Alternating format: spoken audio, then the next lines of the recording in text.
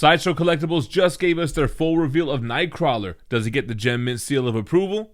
Watch and find out. Guys, make sure to download and come follow me over on Whatnot. I'm doing my next live auction this Wednesday at 5 p.m. Eastern, and then every single Wednesday after that. You can go there right now and bookmark my sale. I have a ton of omnibus. Some of them are brand new sealed ones. I have more modern variants, and I'm going to throw in a couple of other surprises.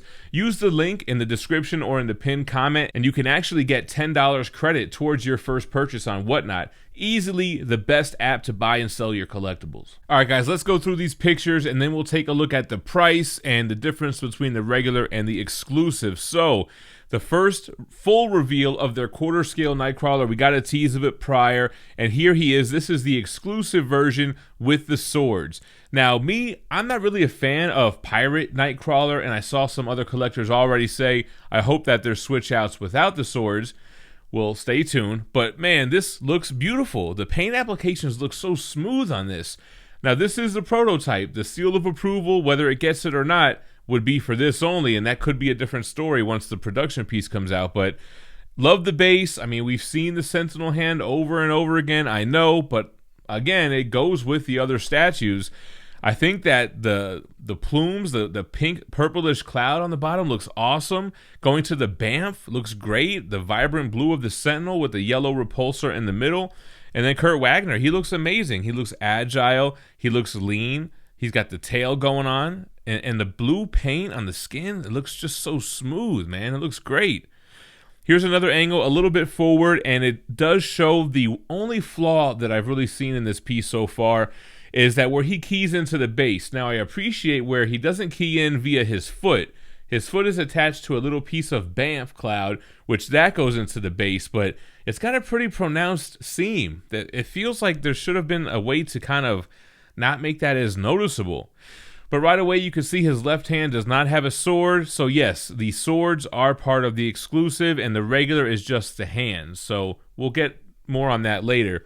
Here's a little edited piece with some smoke in the back. His portrait, I think, looks great. He has yellow eyes. Is missing a little bit of expression on his face, though. I will say that.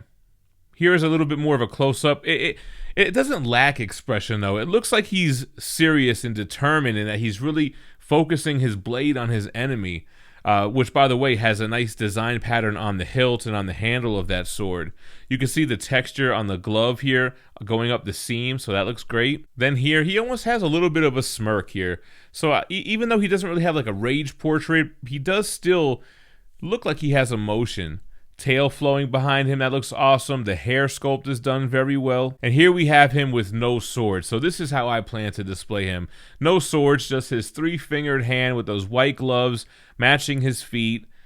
Again, man, there is that seam on the base. Moving over here, you can see a little bit more of his back and his just lean build from his quads to his obliques there to the abs.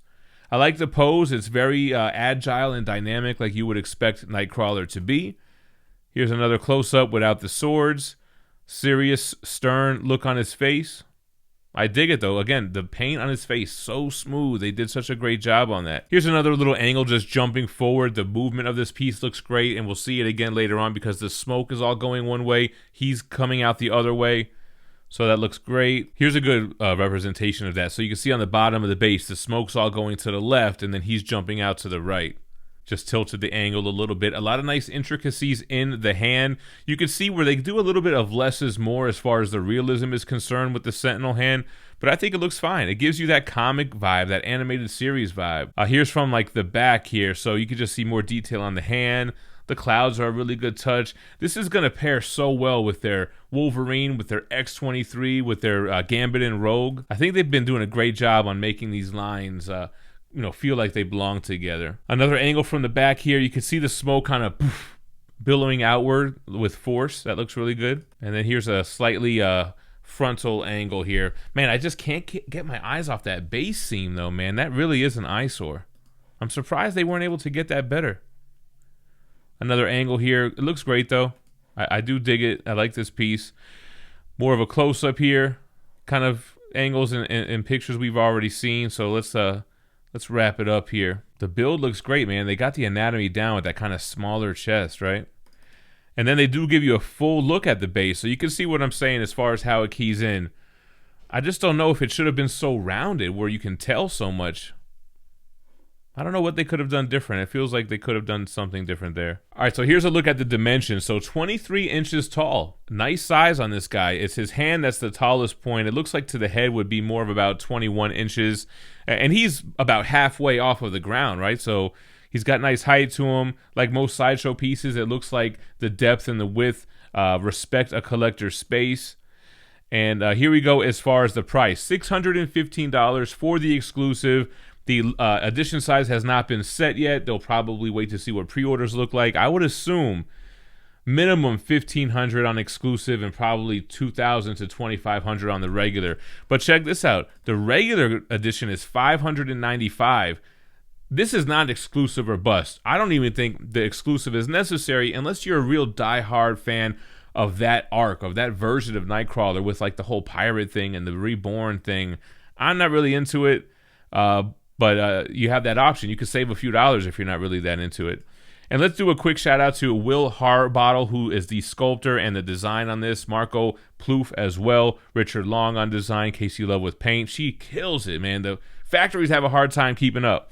And then Sideshow design and development team. Does it get the Gem Mint seal of approval? Absolutely, 100% for the prototype. Now, we know they are master painters. The in-house production team does an amazing job. The factory's job is to try to replicate that. So the ball's in their court. I plan on getting this piece, reviewing it, and we'll see if that gets the seal. But for the prototype, 100%. Let me know what you guys think about it in the comments down below. Thanks for watching. Stay minty fresh. Peace.